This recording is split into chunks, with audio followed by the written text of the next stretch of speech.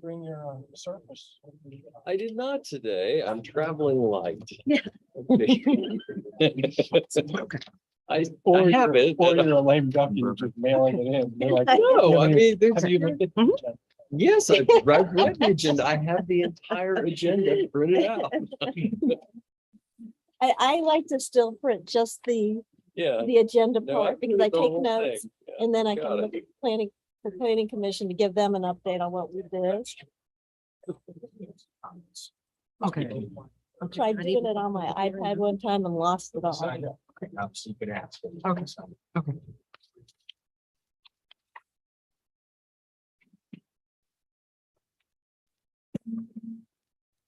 Good evening, everybody. Thank you for attending the September 1st, 2022 meeting of Lexington City Council. I'm sure that you have noticed that Mayor Friedman is not here this evening because of illness. And also Councilman Smith is with us remotely rather than present here in the building. And that's out of an abundance of caution, as he is under the weather also.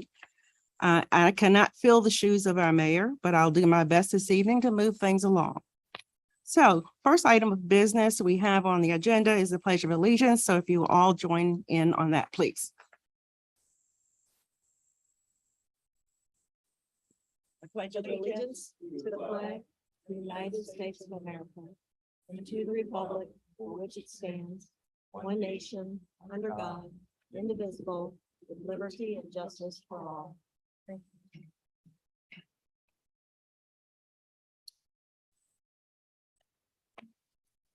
Next on the agenda is the consideration of the agenda this evening. And first, do any council members have any changes?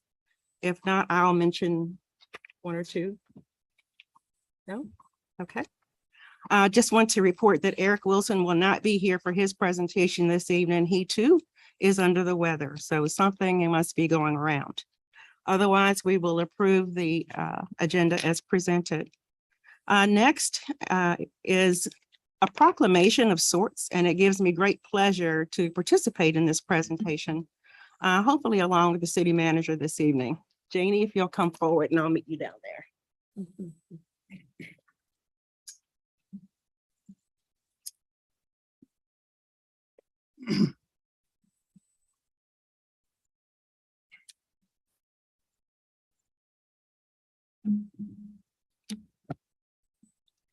So I found out today that I would be the one presenting this, and it does give me great pleasure to do that. And I want to tell you a little story. So earlier today, I got a phone call from my cousin who happens to be the mayor's assistant in Norfolk, Virginia, Mayor Kenneth Alexander.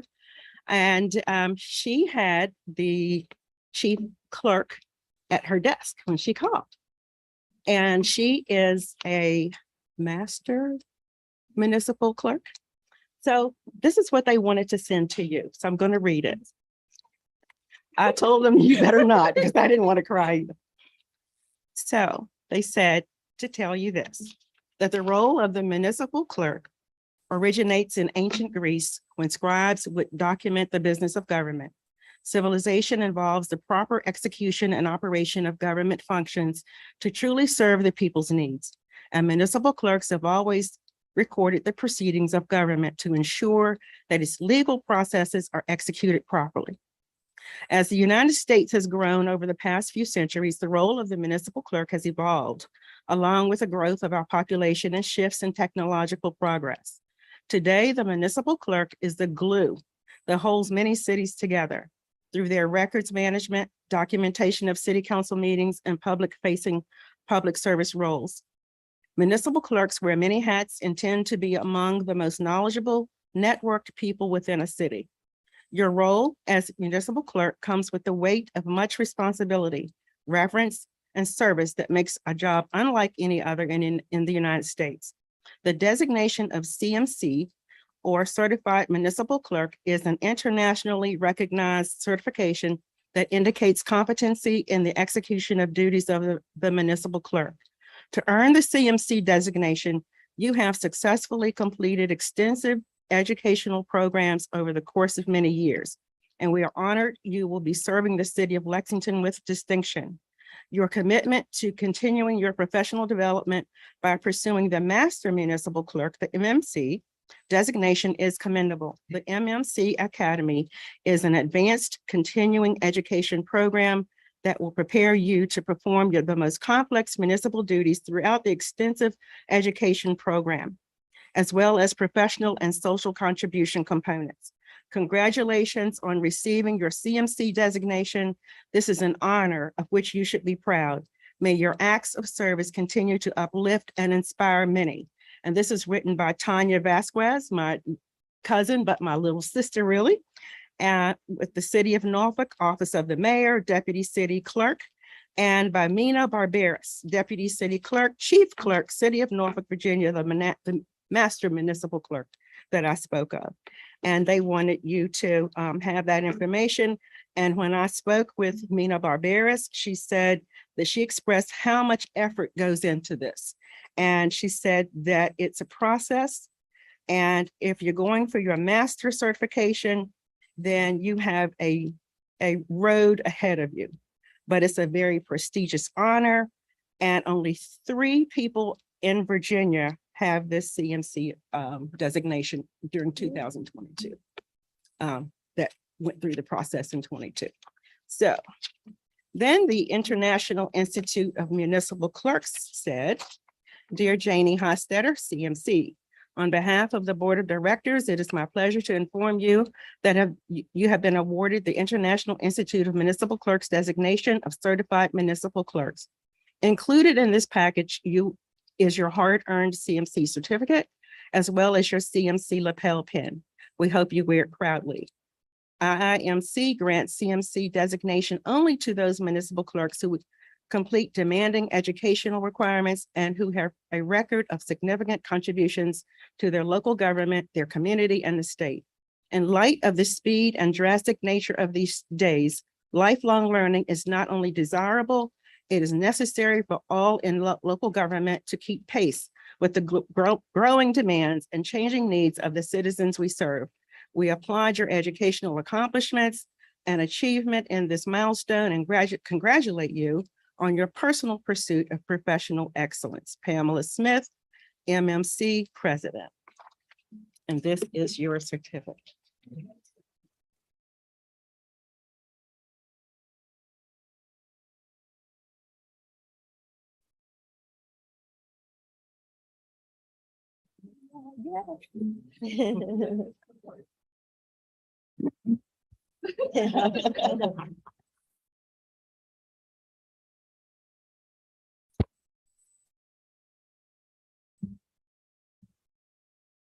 Waited a long time for that plaque.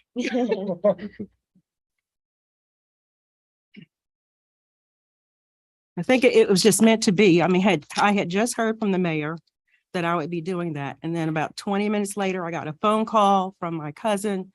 And I just said, what do you know about the MMC designation? She said, oh, well, let me get you on the phone with Mina Barberis, and she will tell you what all is involved in that. And it's a very prestigious award, and you should be very proud, and we are proud of you. And we're so happy to have you.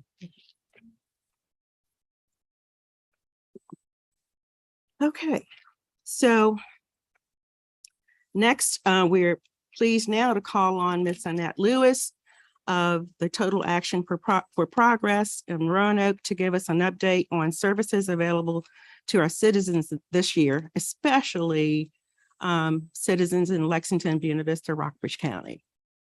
Thank you for coming.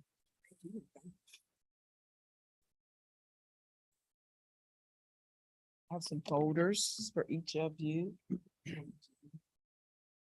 Congratulations to Janie for the honor, and she's been very helpful to me to prepare for this evening. Honorable Vice Mayor, members of City Council, City Manager, and Robbie Bailey serves on the TAP Board of Directors. So I am just grateful for this opportunity to be before you, to share with you the work that TAP does. TAP has been in the community for 57 years, founded by the Economic Opportunity Act of 1964, when President Johnson decided to declare a war on poverty. So we have been fighting in that battle since 1965 when we were founded, and it's been a pleasure to serve 11 jurisdictions and Lexington being one of those. So it's a pleasure to share with you, and I hope I will do the right thing here. Is there a clicker or is there? That'll do it. Since 1965.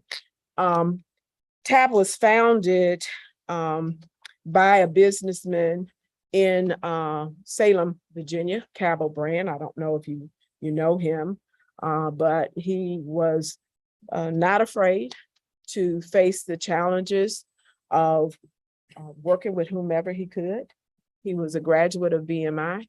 He was a veteran. He was very interested in making sure everybody had an opportunity, the same opportunities, regardless of their economic status.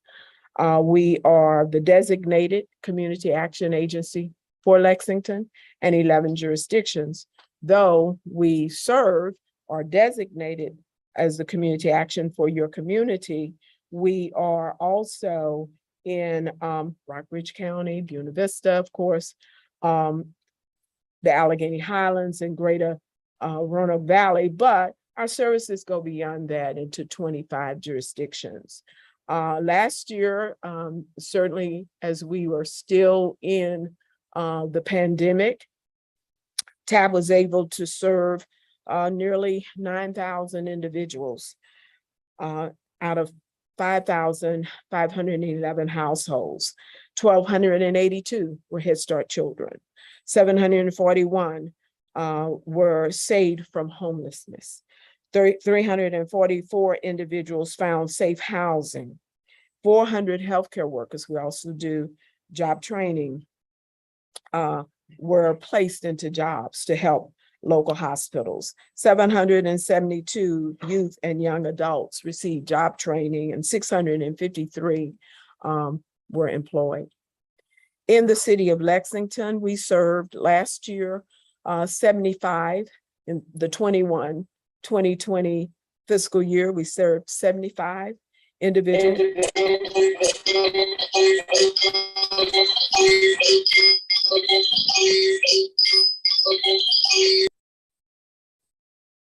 Sounds like coming from another country. Or outer space, but, can you all hear me okay? Mhm. Okay. 75 individuals, in the city of Roanoke, 66 were Head Start children, 2 Career Forge, new program, 1 Virginia Cares is our ex-offender services, and 6 went through our whole family services. We have 4 main components: education and employment, housing, domestic violence, and family services, financial services as well. Some of the things that TAP has done that many of you might not know, we organized the first legal aid in our region. TAP also founded the League of Old Americans organization in our region. TAP collaborated with local organizations to launch a transportation service called Radar. Not sure if Radar is in this community or not, but it certainly helps people with disabilities and low-income people with transportation. TAP established domestic violence services. We work with Project Horizons in your community. Virginia Cares is a ex-offender service where we work with released or pre-released and post-release offenders, and it is a statewide agency thanks to TAP. We also have a first generation college access program that we started that is an agency. The food bank Feeding Southwest Virginia was started by TAP. We have done a number of other services. CHIP of the Roanoke Valley was started by TAP. One of the major programs in your area is Head Start. And Head Start not only serves 3 and 4 year olds, but we started infants and toddlers. We have services for them, pregnant moms as well. We started a new program, the Appalachian Career Forge, a partnership with Mountain Gateway Community College, formerly known, of course, as Dabney Lancaster, to have local residents train for careers or as certified nursing assistants, truck drivers, and phlebotomists. The Second Chance Act is also a service in your community. It is an extension of TAP Virginia Cares, and we work with returning citizens pre and post release from jail to reintegrate them back into society. And Virginia Cares is the primary program that does that. And we provide, of course, job readiness training and transportation, housing, restoration of rights. The goal, of course, is to help people become self-supporting, tax-paying, law-abiding citizens. And we've been very successful at doing that. Those are not the only services that are available to you. We target this community to do veteran services. We house homeless veterans as well as help them find jobs. We do have someone reaching out in this community. We just didn't have anyone that we served last year, but that service is available to you. We also have weatherization services where we can bring help your residents with reducing their energy costs in homes by insulating their homes and weatherization. That is a service available to you. We have limited home repair where someone may have an emergency situation where they just need some minor repairs. That service is available to you. We're posting something in your newspaper about our housing counseling services where we help people get their credit in order and help them plan to own their own home, and they can get down payment assistance. And we can also help renovate or build houses. We remain committed to the basic values of community action. Everyone, regardless of their economic status, has the right to life, liberty, and the pursuit of happiness. We will continue to help individuals with limited resources to access and advance in education, employment, housing, asset development, safe homes, and communities. I have a video that I can share with you, but I decided that it would be better to hear from two people, two of your citizens who have benefited from the services of TAP. And they have their own stories that they can tell you how TAP has been of service to them. And certainly we are just grateful for that opportunity in your community. If you have any questions of me, I'll be glad to answer them. You have any questions for Ms. Lewis? Comments? I'll ask a question if it's okay. So an individual that desires to have some of the services provided by TAP, do they contact you directly or are they referred to you? How does that work? Either way, generally it is word of mouth. We don't have a lot of marketing money. 90% of the funds that we receive go directly to our clients. And so if anyone is interested, we definitely are reachable. My business card is in the folders there if you know of people who would need the service. And that's one of the things I wanted your help in, is sharing the news about what TAP does. But also, at one time, we had an advisory commission. And did you serve on that? Yes, I did. All right. We would like to reinstate that. I was going to ask you about that. Yes, yes, we would like to reinstate that because I think with the citizens, an organization such as that would help us get the word out. You are members of other organizations, your churches, your civic committees. There are people who need our assistance, and you can help get that. But also, you can tell us what you need. Our job every 3 years is to do a community needs assessment. What are the gaps in service? We can't do everything, but we can do a lot.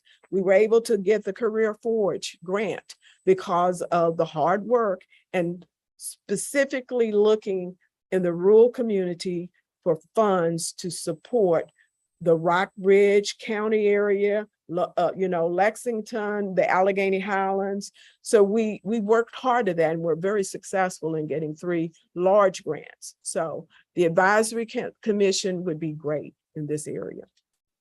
I'm surprised that maybe your ears might have been burning last week because I was in a focus group and the topic was housing. And we talked about TAP quite a bit. And then I saw you were on the agenda. I'm like, that's perfect.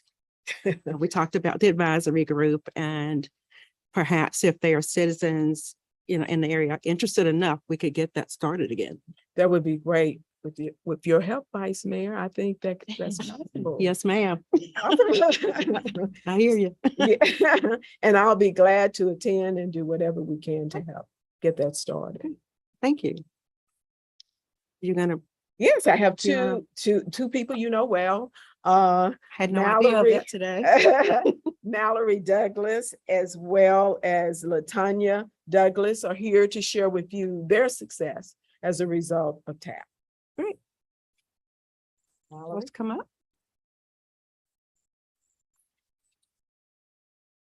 Thank you. Good evening, council. My name is Mallory Douglas. This is my second time. I've gotten to be here in a couple of months, so I'm very lucky. Thank you all, TAP, for inviting me to come out this evening to talk about my experience with TAP. So I'm long-winded. I've cut this, I had to practice this because I didn't want to tell too much. I'm an alumni of TAP. I went to TAP in Glasgow, Virginia, and it was a small little school system there. And this was an amazing class that ended up graduating that year. Amazing kids that have done, or adults now, who have accomplished numerous things. One of the great things about TAP is that there is a level of family that goes into this that just sort of transcends later on.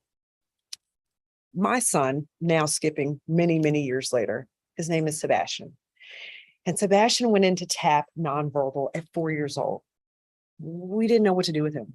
We were in a very difficult spot, education-wise, family-wise, and TAP took this child and turned him into a totally confident, excited, wanting to learn, and a kid that we didn't know if he could be.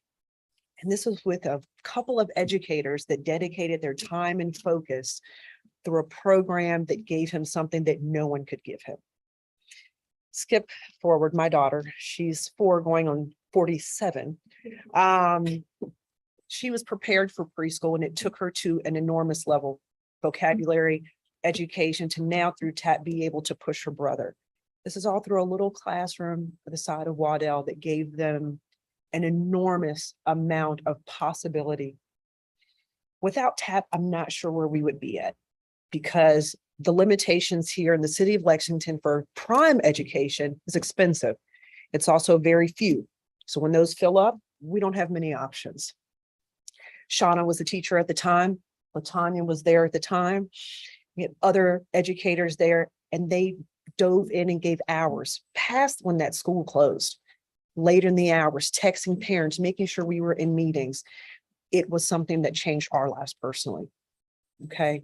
The other part of this too is we decided this year with my cleaning business that I talked to you guys about the last time, me and Sebastian went to Walmart and filled up a couple of carts and took them over to Head Start, because we want to be able to give back to this organization that has given us so much. We will continue to do that every year, regardless of what our situation is or where my business is at. We will continue to make sure that that next generation can really take advantage of this amazing program. So I just wanted to be able to tell you guys that when you see Sebastian and he talks you to death, remember that this was a kid that could not. And through this program, it got him to get us to a really fantastic place. Thank you all so much. And I appreciate your time and efforts. And thank you again, Todd. Thank you all. Thank you, Mallory. You're trying to make me cry.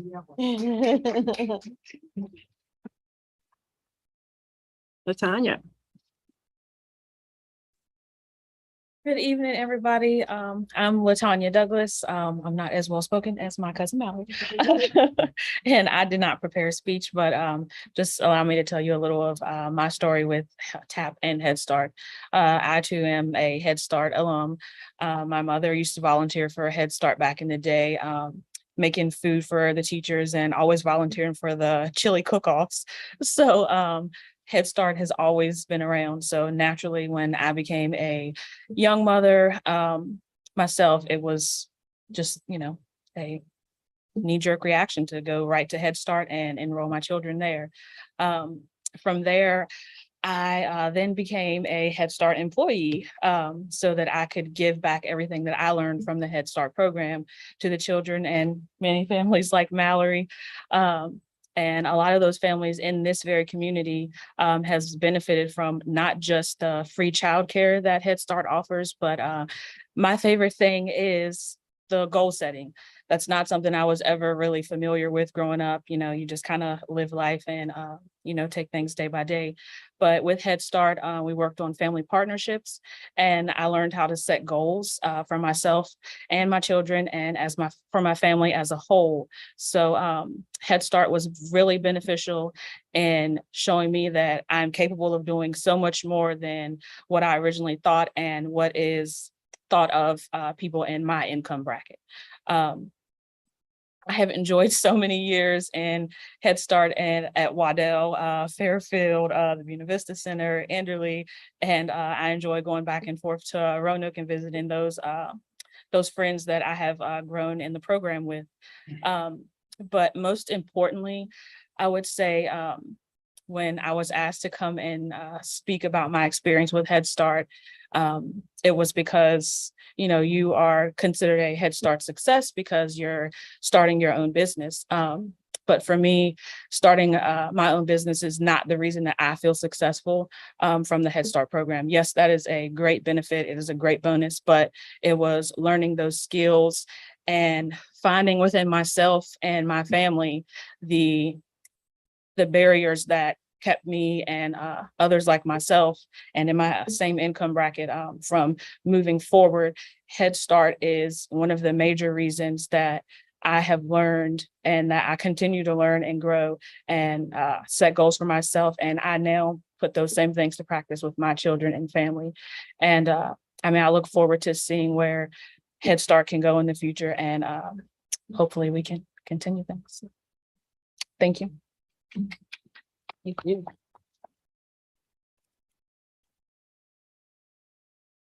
I say one more thing? Yeah. One of the things, and these young ladies, the accomplishments they have, kudos to you all. Thank you so much. Christy Foreign is a education coordinator for Head Start. She's here with us today too. A couple of things. One of the things our agency is moving into is a whole family focus.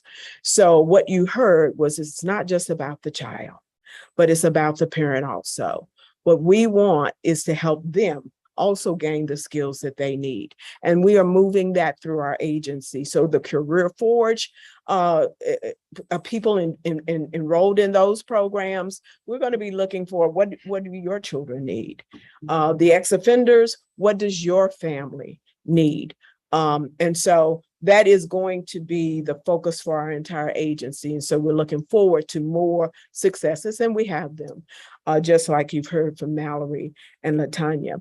And last, the question was asked, how do you let people know about TAP? Robbie does serve on our board. So you know Robbie Bailey. So please let him know if you know of people too. He's a good source for us and serves in a great way. So thank you all again. We thank you for coming. We thank everybody who spoke this evening. Christy, did you want to say anything?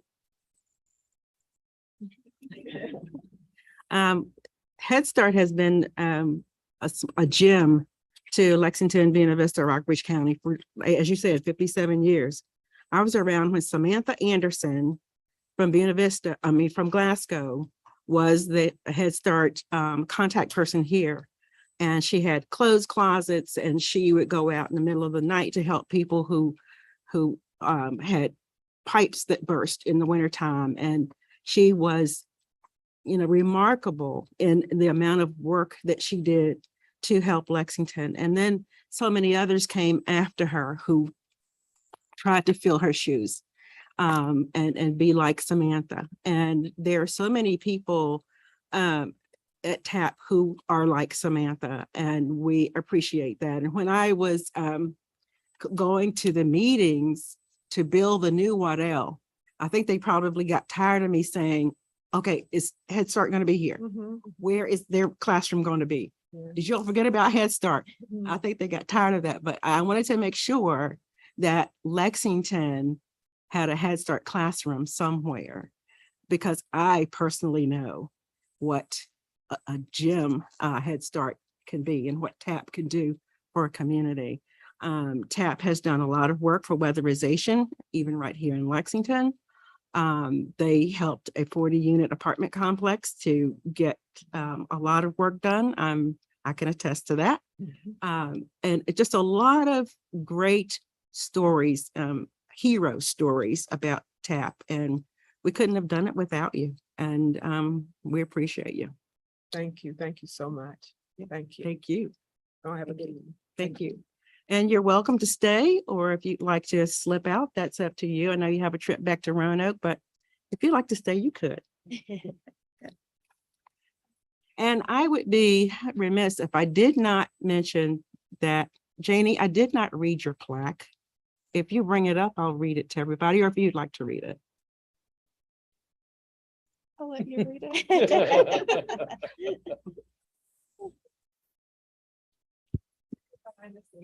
I know. The International Institute of Municipal Clerks hereby confers the title of Certified Municipal Clerk upon Janie L. Hostetter, CMC, who has completed the requirements prescribed by the International Institute of Municipal Clerks for certification. You must remain an active member for IIMC to recognize your CMC. That means you got to stay with us, right? Certified the 17th day of August, 2022. Thank you, Jamie. And thanks for indulging us.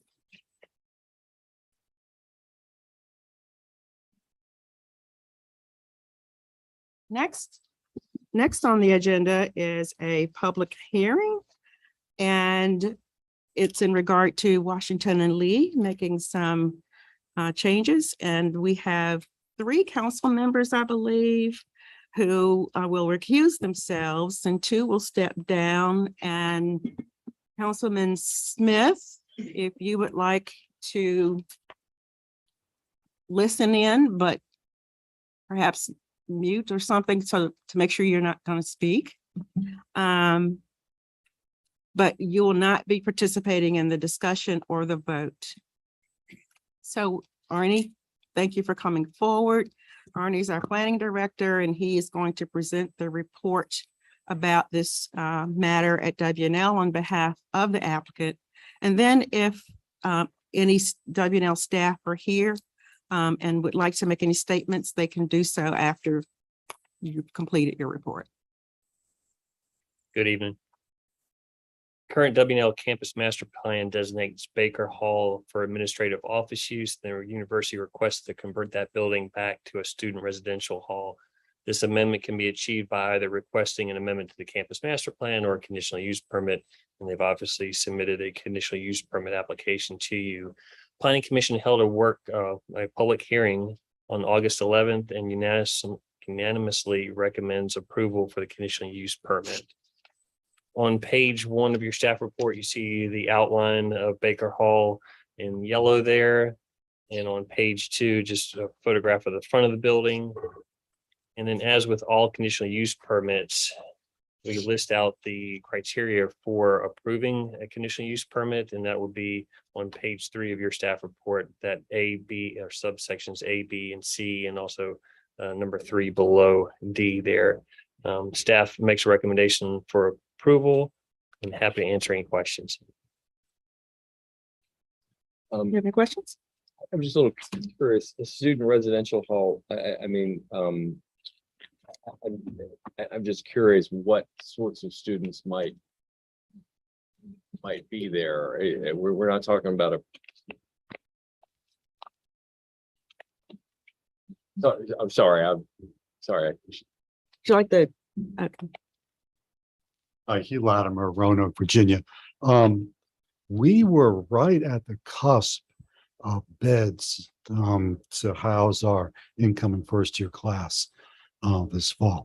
You know, you never really know how many students are coming until the very end. Some changed their mind. But it turns out that we did not have to put students in to start the term, but we about a year and a half ago, we had a lot more success using on-campus beds for COVID quarantine. And this worked out a lot better for us than those students we had to send out into the community. So if we do have an outbreak that requires quarantining, particular with the first year students where you have double rooms on double beds in a room, this would be where we will wind up housing them.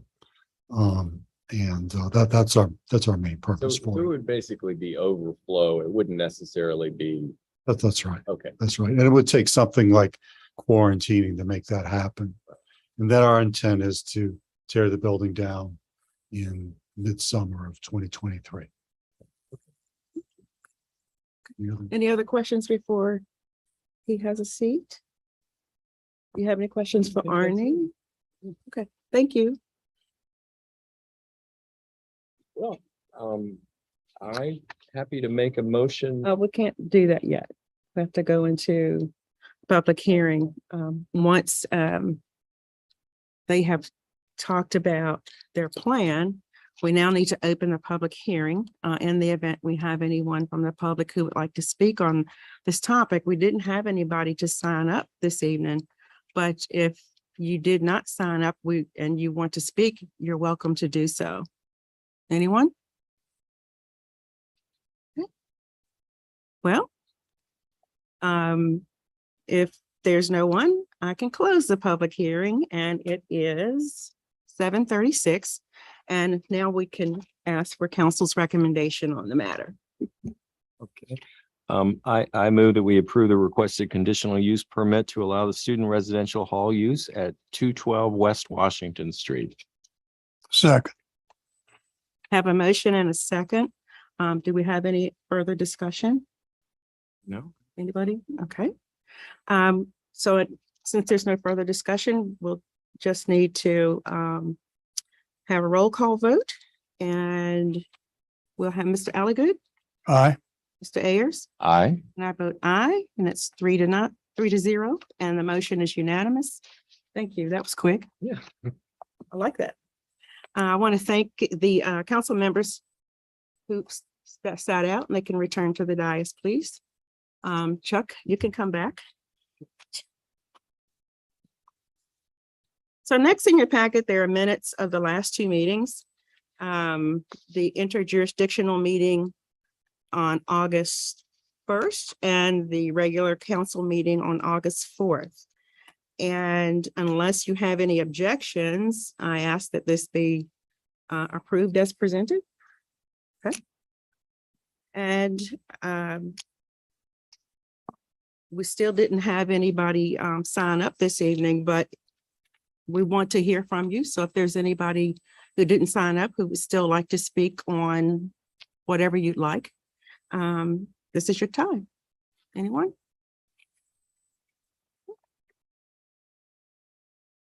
It is 7:38 and I'll close the comment part of the meeting. And we are now needing to approve the consent agenda. And I need council's consideration of the consent agenda. I make a motion that we approve the consent agenda as presented. Second. Thank you. And the consent agenda doesn't require any discussion. It just requires a vote. So let's do a roll call vote for Mr. Alligood, Aye. Mr. Ayers, Aye. Mr. Sigler, Aye. Ms. Strawn, Aye. Mr. Smith, Aye. and I vote aye. So, and the motion carries unanimously 6-0. And I'm not aware of any unfinished business, so I think we can move on to reports and commissions. And first up would be the Blue Ridge Resources Authority. Mr. Smith, you have any? Thank you. No report. Main Street Lexington, Ms. Strong. Sure. Main Street Lexington held their annual retreat on Wednesday, September 10th. September 10th, August 10th. In looking back, Main Street was formed in 2014 to address the issue of too many vacant storefronts. With community support, programs such as Lex Launch, and substantial private investment, downtown is thriving. It really is amazing. You know, we all were here 8 years ago, and to think how much downtown has changed in that amount of time. Some other items of interest, the Gateway Triangle Garden is in, the construction is in progress, and you can see that as you enter town from North Main Street. And the sidewalk sale is this weekend. You can also buy authentic Lexington bricks this weekend only, and they'll be on sale at the Wells Fargo Plaza. And you can look on the Main Street website and Facebook to see what times that'll be available. Main Street is conducting a 5-question survey of residents and visitors about their most recent visit downtown. You can scan the QR code, which is on posters at participating businesses, on the website and on Facebook, and take the brief survey for a chance to win a $50 gift certificate. And the design committee is beginning to reimagine the old courthouse square space. They're forming a team of stakeholders and brainstorming uses for the space, and they will have public meetings to get public input on how that space will be redone. And that's all I have, unless there's any questions. Any questions for Leslie? Planning Commission report? Planning Commission met on Thursday, August 25th. We considered a conditional use permit application to allow a portion of the building located at 314 South Main Street, which is the hub, to be used as a small restaurant. The Planning Commission voted 4-2 to deny the CUP, and this item will come before council at our next meeting on September 15th. The Planning Commission wrapped up our discussion on an ordinance for planned developments for mixed use, and we will have a public hearing on the ordinance at our September 22nd meeting. And that's all I have. Okay. Any questions? Okay. Regional tourism. Dennis? Thank you. The board won't meet again until Wednesday, September 21st, but I did want to get the word out that round 4 of Regional Tourism's local event sponsorship program opened today. More information and applications are available online at lexingtonvirginia.com/sponsorships. And applications will be accepted through Sunday, October 2nd. And this grant round is to support events between January 1st and June 30th of 2023, and up to $10,000 in sponsorship funds could be awarded. So if anyone is planning a local event which you believe might align with tourism's mission and marketing efforts to attract out-of-town visitors, please check it out. Also wanted to mention this Saturday is Fairfield Heritage Day, which celebrates Fairfield's founding in 1798, and the festivities will take place around the farmers market from 9 to 2. Also, the 51st annual Labor Day Festival is September 5th from 9 a.m. to 9 p.m. in Glenmorey Park, and we'll kick off with the traditional Labor Day parade through downtown Buena Vista. Question? No. Okay. Any comments? Questions? Quick question. Yeah. The sponsorship opportunities, pardon my gluey voice here. Are those again designated per region, or is it now open season? It's open throughout the 3 localities. So we're not splitting it up by locality. We're looking at the merits of the events and considering whether they bring in out-of-town visitors. That's what we're looking for. Okay, thank you. Thank you. I have some ideas already. Thank you. Okay. Okay, threshold, RARO, Mr. Seaver. The RARO Board of Directors, we typically meet the first Wednesday of each month, so that would be next week on Wednesday, but instead we're going to meet Thursday at noon next week at the Lexington City Pool Outdoor Pavilion. We've had a challenge having a quorum at 6 o'clock on Wednesday nights due to a lot of our board members coaching or volunteering in the community. And so we're going to switch it up and meet at lunchtime on the 8th at the Lexington City Pool. A couple things though from RARO. I do want to uplift the fact that there was a great editorial in the newspaper kind of highlighting some of the changes that RARO has undergone in the last really 7 years. You mentioned Main Street Lexington, but similarly, RARO has also changed a great deal since we brought Buena Vista into the organization early in, I guess, around 2015, 2016. But then the editorial highlighted a lot of the changes that Chad Coffey, our new executive director, has done really at the urging of the board. And Chad has been doing a great job with his staff of implementing a lot of those changes and providing more opportunities for everyone, adults included, in the community. Also today at 5 o'clock, the RARO newsletter came out, so that may have hit your inboxes. If it didn't, you can sign up for it on our website. That's something that the staff is putting out, and it's a great publication to get information out there. The newsletter will highlight the fact that this fall, in addition to our normal offerings of cheerleading and football and soccer and so on, we will also have a co-ed adult softball league during the fall, which we had one during the summertime that went really well. And so we're going to have a league in the fall.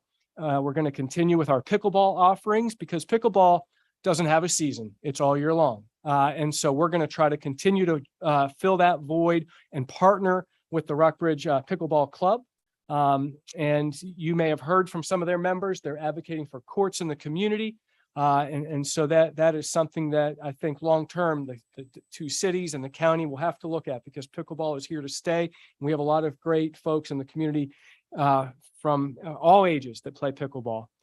So I'm glad RARO is a part of that. Also, I want to highlight that the RARO staff, at the urging of the board, is taking on a project thanks to the city.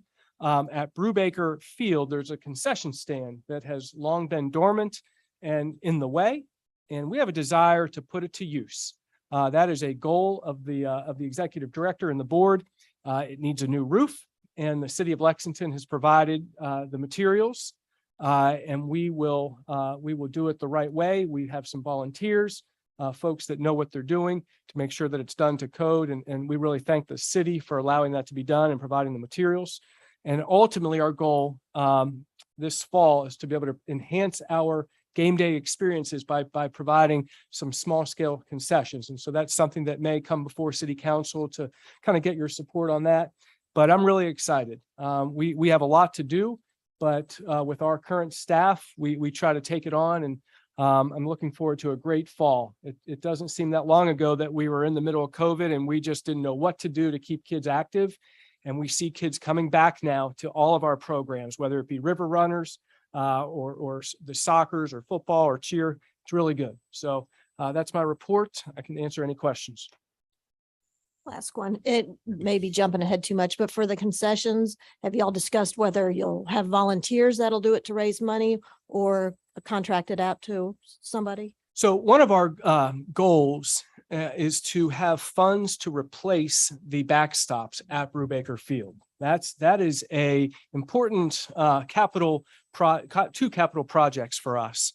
And I don't think they've ever been replaced, to be quite honest. And so one of the goals would be, or one of the ways to help fundraise for that is that RARO would operate the concession stand, and we may have volunteers do it, but the proceeds would go and be earmarked to help get us closer to that goal of having dollars to enhance or replace those backstops for safety reasons and aesthetic reasons, but primarily it's safety.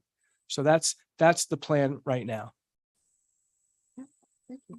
Any other comments or questions? All right, Threshold we have no report for Threshold. Maury Service Authority, Mr. Alligood. Maury Service Authority Board met a week ago and learned that the first preliminary engineering report has been approved from the state. That marks progress, and have received favorable comments. We're still waiting to hear from the state about the funding as to what amounts we might be in line for. This is the particular funding where I'd mentioned before, we're asking for $20 million, and there is a potential forgiveness factor of maybe 45%. And we're still waiting to hear officially about that. You can imagine that there are many other localities wanting to hear as well, but we know we got our paperwork in timely. And the last report I heard about when we can expect to hear back is we're still on schedule to hear. It was August, September, and now we're September. So I haven't heard anything to the contrary. So we're fingers crossed on that. On an operational matter, just recently, we take water to be treated from the Maury River, as you know, and we're down to one pump because of failures. And so the question now is, how about backup? And we learned that swimming pools, the outdoor pool, the indoor pool is being filled, which is a severe water draw. I think the colleges are filling their pools as well, additional water demand. And so we've asked, MSA has asked those users to cut back on their flow until we can get this backup pump. It may require a portable diesel driven pump to be brought in and hooked up, but we're living on the edge right now. And this is part of the overall project of modernizing this thing, is to get redundancy that doesn't exist at those places there. So keep your fingers crossed that pump, that one pump, the only pump, doesn't fail, and because it matters big time for the operation of our system. And there is a series of workshops currently that are happening internally concerning the wastewater treatment plant, for which there's a preliminary estimate of 30 million that hasn't been pinned down further.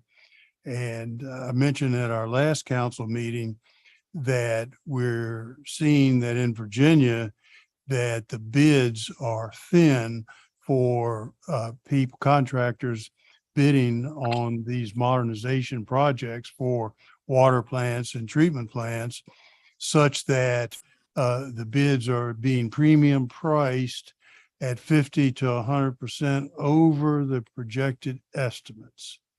And our projected estimates currently for the water treatment plant only is 20 million, and the projected estimate for the wastewater plant is 30 million. So now apply the multiplier to those, and it's going to necessarily, if those numbers come true, it's going to necessarily, I think, mean that we don't do all the project at once. It has to be stretched out so that we can afford it. And it's going to necessarily, oh, we don't want to overuse that, mean our rates are going to be substantially increased to pay for these things.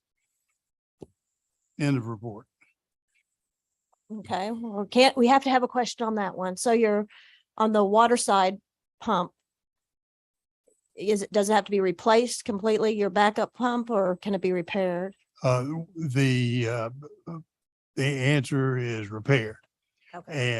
And the action that's being taken currently is to repair it ASAP, as soon as possible, to get that second pump. But if this pump that's going now, something happens to cause it not to work while the repair is in progress for the other one, then we are shut down until we get a large portable diesel pump installed. So cross fingers. Thank you. I wonder if that were to occur, what kind of shutdown time would they be talking about? Don't know. Well, am I mistaken? If all the pumps shut down, then they'd have to employ trucks I mean, there would still be some water running through the system, but I mean, it would be substantially costlier to get that water using trucks and It wouldn't be trucks hauling water. It would be trucks bringing in a large water pump that's diesel driven that would then be piped up to the existing piping so that the water would continue to flow to us. Okay. All right, thank you. It's serious. There are companies that especially do this for municipalities that are, they Yes, can call on. yes, yes. So I would be remiss if I didn't bring up the fact that just 6 or 7 months ago, Buena Vista also has a preliminary report for $19.1 million for their wastewater treatment plant. So I continue to just advocate until someone tells me that I'm completely wrong. If there's any opportunity to join forces very strategically and not have 6 miles apart, 40, 50, $80 million worth of wastewater plants in Rockbridge County. So I just bring that up because anytime those numbers are thrown out there, when we have looming over us high schools and jails and other major projects that are going to be done jointly, water is something that we all need. Nobody wants a situation like Jackson, Mississippi. We got to do this, and we got to look out for our residents on what they're paying, both in Lexington, the county, and of course, Buena Vista. So my soapbox. Right. And just to dot your I, the point of doing things together, BV and MSA, has been discussed. The sense that I have at this point is that the discussion hasn't gone too far because of crossing the interstate. That's what's thrown in the way. Not that it can't be dealt with, it's just at what cost in there to do that. But I agree that the sum of the dollars we're talking about here begs for some further discussion on, is there any possibility of doing a joint project that would serve everybody? at once rather than do piecemeals for these multi-million-dollar, unbelievable multi-million-dollar projects. Well, I appreciate that you continue to carry that message to the MSA, and, you know, we all talk about regional cooperation. This is an area where we are not doing our job if we don't exhaust all possibilities when it comes to the water and sewer of our region. So thank Cer- you, Mr. Olligood. Certainly agree. Perhaps if somebody keeps hearing that message over and over, it may come to fruition. Thank you, Mr. Alligood. Next is the mayor's report, and on behalf of the mayor, I want to bring two names to you in regard to appointments for boards and commissions. And the first one is for the IDA, a vacant spot that has a 4-year term expiring on May 1st, 2026. And another one on ARB, which is an alternate position. That term expires on June 30, 2024. And the first one is for Glenn Petty for IDA and Jesse Taylor for ARB. You all know, I think, Mr. Petty as the director of the Virginia Horse Center. And Jesse Taylor is an RCHS graduate, an Appalachian State University graduate, and she's employed by Lexington Real Estate Connection and the Paula Martin team. And I need to know what council's pleasure is on both of those potential appointments. I move to appoint Glenn Petty to the IDA. Second. And then I just have one quick question after the second, if I can.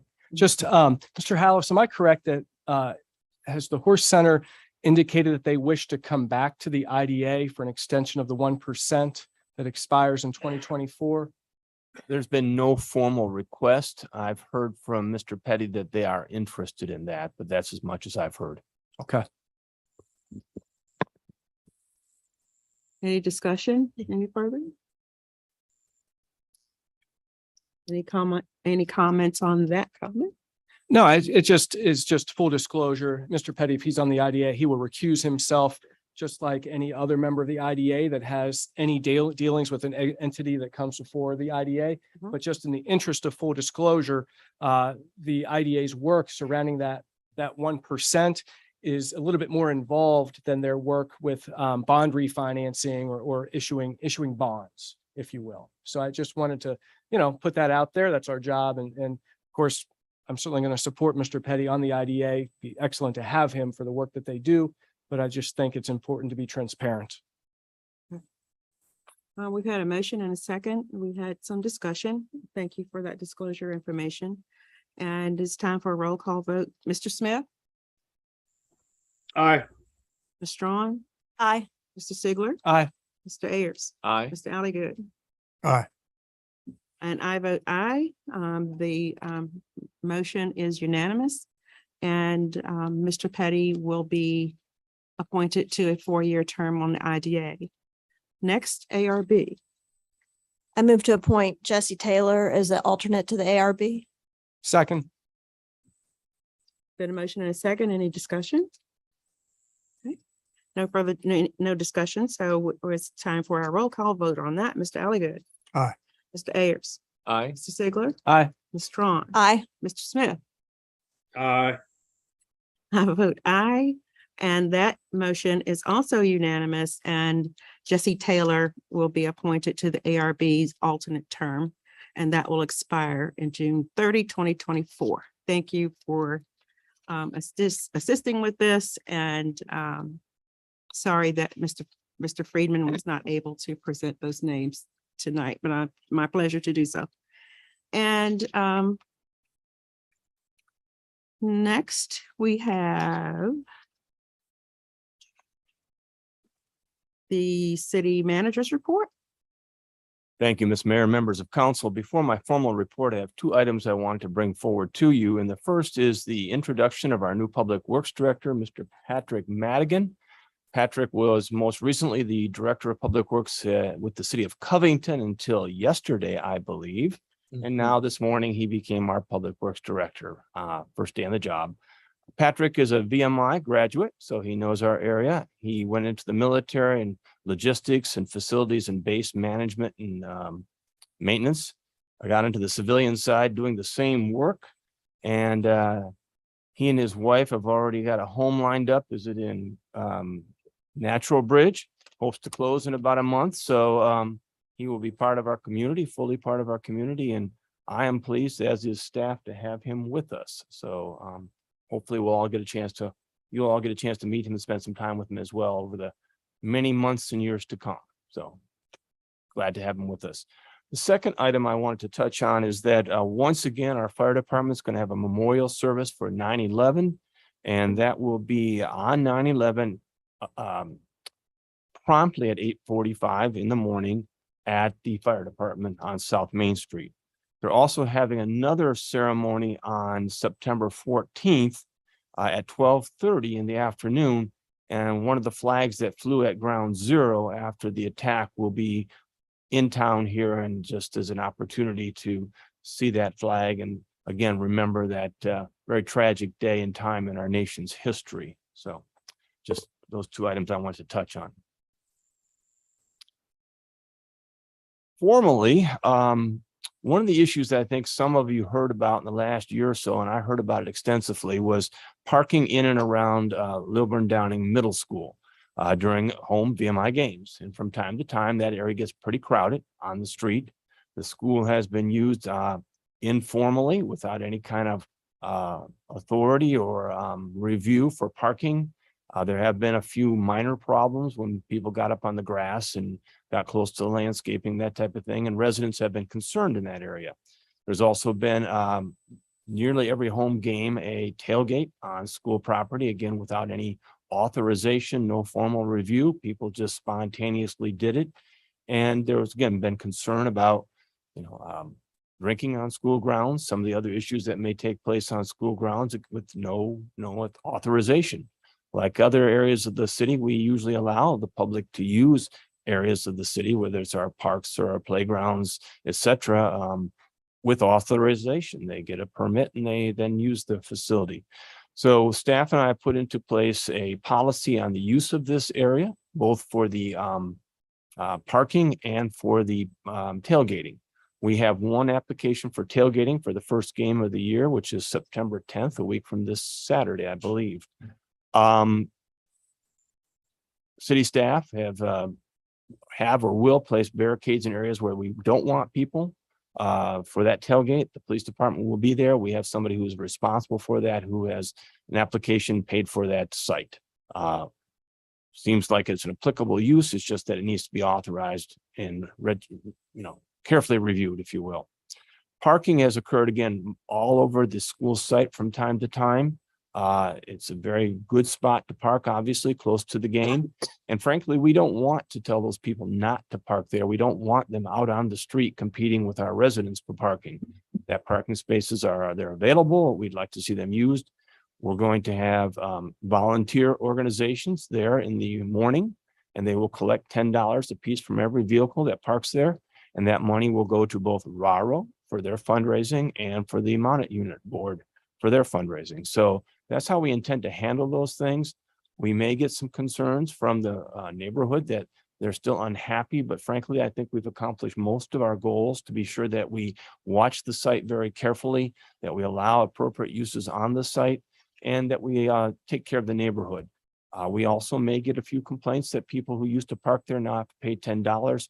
But frankly, when you look at if you will, the causes, sports for young people for the most part, and our Monnet Unit for law enforcement, I rather doubt that the folks coming to the football game are going to complain about $10. But that's how we intend to handle that issue. That will start again this coming Saturday on the 10th. And those two organizations have agreed to staff all 6 home games this year. So it's sort of a test, if you will, but we think we've got everything in line with Public Works, the police department, and 2 good organizations that are sort of part of the city and part of who we are as a community. So any questions? It's a change. Yeah, and just a comment, Lilburn Downing, the sports teams used to sell the parking at events too, to raise money for uniforms. So we've done this in the past. Actually is quite lucrative because people are willing to pay $10 to park in a nice convenient spot. Glad it's being organized and done right. Did ask the school if they wanted to participate, and they said no, that this wasn't where they wanted to spend their time and effort. So they were informed and had the opportunity and collaborated with us as well very carefully. It's a lot more than that at UVA to park. So this is a good deal. Yeah, I believe you're correct. Just as a little update on the jail, COVID did return to our jail for the second time during this COVID period. They are locking down until after the Labor Day holiday. They had a handful of inmates who contracted it and several staff. They feel like it'll be under control again within a week to 10 days. So just an FYI, basically. Something we're all going to be happy to hear about is more construction in the city. You know, we had the pleasure of hosting Columbia Gas for about 8 months as they tore up East Main Street and Washington Street and Lewis Street and some portions of Still and Spotswood. And then, of course, the city's been doing a good job up in Diamond Hill, replacing water and sewer lines for almost the last year. And now, starting September 26th, right around the corner, the West Nelson Street Bridge over Moores Creek is going to be, over Woods Creek is going to be repaired. It will be under repair for 6 months, and it will be down to one lane for the entire period. It will be controlled by a stoplight, and each direction will alternately go through the bridge when the light is green, obviously. Woods Creek Trail will be opened. It will be protected with an overhead barrier against anything that may fall on the trail. There will be, activity all along the bridge. Some concrete might come loose, small pieces, bolts could drop or tools could drop, but there'll be a wood roof over the trail. That being said, there will be times when the pylons adjacent to the trail will be repaired, and at that point, the trail will be shut down. Those pylons are within 2 to 3 feet of the trail. You can't work with equipment down there, the trail just a few feet away. So probably 6 to 8 weeks, sometime in November or December, the trail will be shut down. Good time of year to do it, less people on it. You get some bad weather and ice and snow and mud and probably less traffic, but nonetheless, we're just going to have to keep the traffic off, if you will, at that time. And we're all patient, I guess, and used to the construction now, so we'll just endure it for another period of months, I'm afraid. Update on the fire department. I've got a number of little items for both police and fire, so I'm just going to read from them very quickly. The department had an ambulance at VMI each day during the first week of the new rats being on post. The department taught CPR to the Boxerwood staff. The department responded to 2 alarms at VMI with very minor damage in both events. Staff assisted VMI personnel with monitoring utilities in the areas impacted by these events. The staff will be recertifying the LPD, the police department officers, in CPR and first aid. Lexington Fire staff provided a demonstration of their stretchers and chair stairs to the executive director of RATS. RATS is considering transporting non-emergency stretcher-bound patients to medical appointments and similar activities and want to see how that equipment operated. The staff provided fire safety training to all Washington and Lee resident and advisors. The RAs learned the proper use of fire extinguishers, evacuation procedures, and general fire safety tips. The department also provided a simulated dormitory fire with a smoke machine and simulated rescue of victims for the RAs to observe. A group of Natural Bridge Elementary students conducted a Zoom interview with department staff covering a variety of fire and EMS topics. The department hosted Rockbridge County Fire and Rescue EMT classes at the station, and LFD equipment was used to help train these county firefighters. From the police department, of course, Lieutenant Mike Frost was given a public send-off last Saturday at the community festival, and also a departmental event last Friday, both in recognition of his many contributions to department and community during his time in Lexington, and to congratulate him on his retirement. Deputy Chief Fitzgerald participated in the Vinton Police Department promotional process. Sergeant Condry participated in an enhanced enforcement grant workshop. Chief Green and HR Director Robbie Bailey are exploring the possibility of a short video to promote the city and Lexington Police Department, which would assist in attracting more officer candidates to the city and perhaps other city staff as well, depending on how we put that video together, if it should come to pass. The police department staff spent 29 hours providing security and having a presence at the community festival. Chief Green presented LPD's current initiatives to the Rockbridge Breakfast Club. Last week, Chief Green discussed the possibility of a school resource program, officer program with elementary and middle school parents, and approximately 30 parents engaged with the chief for well over an hour and a half with numerous questions posed about the program. Of course, Superintendent Walters was there, as well as the Assistant Superintendent Jason White. So it was a good community conversation on that topic. Mr. Alligood already mentioned the MSA pump, so I will skip that. The Spotswood site, we're working with Echelon now, and they're reviewing and have reviewed the title and the survey of the site to make sure it's, everything is there that should be there, and there's nothing there that should not be there in that title. They've also finished their geotech work, and Arnie and I will be spending time with them next week looking at a possible conditional use permit application to start to discuss what could be in an application and how they might put forth some concepts for such an application. So they are moving forward. I think Maury Express was mentioned a little bit indirectly through radar. Maury Express is under radar, of course, and ridership is up in August. Already have the August report, 56.9% since this time last year. I'm sure that's partially just a full recovery from COVID, frankly, but it's good progress. The other issue of note is that the Evergreen Cemetery entrance has been, for the most part, completed now. The landscaping that was missing during the summer has now been planted. So if you want to go out and see the shrubbery that's out along the entire fence on the front of the cemetery, it's there. And I will be working with city staff to schedule a ribbon cutting and some notification and of the good work that's been done there, the changes that have been done there. So that's my report. If anybody has questions, I'd be happy to answer them if I may. On the Spotswood for the geotech report, was there anything out of the ordinary or surprising, or that'll limit? the No, they construction? were pleased with what they found there. There was nothing out of the ordinary. Nothing enough to say that, hey, we don't want to do it, or boy, we've really got a problem. I'm not saying there wasn't some minor things, but Right. nothing significant. Good. Any other questions? It's a good report. Thank you, sir. Thank you. Next, city attorney. Jared, Have no report, but happy to answer any questions. anyone have questions for our city attorney? Thank you. And under new business, there are several items, and I will call on the city manager if he could bring these forward for us. Thank you, Ms. Vice Mayor. The first item, of course, on your agenda is looking at the property maintenance codes of the city. We have had, I think several of you, myself and staff, increasing number of complaints about property maintenance, which includes homes, structures, and the grounds of different properties.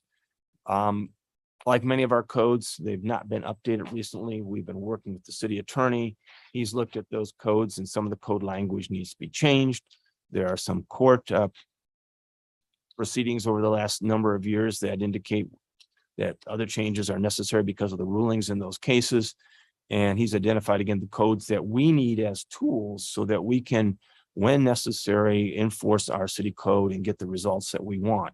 Many of these properties are a blight in neighborhoods. They are a detriment to the neighbors in the neighborhoods. And again, I've received personally a number of calls about them.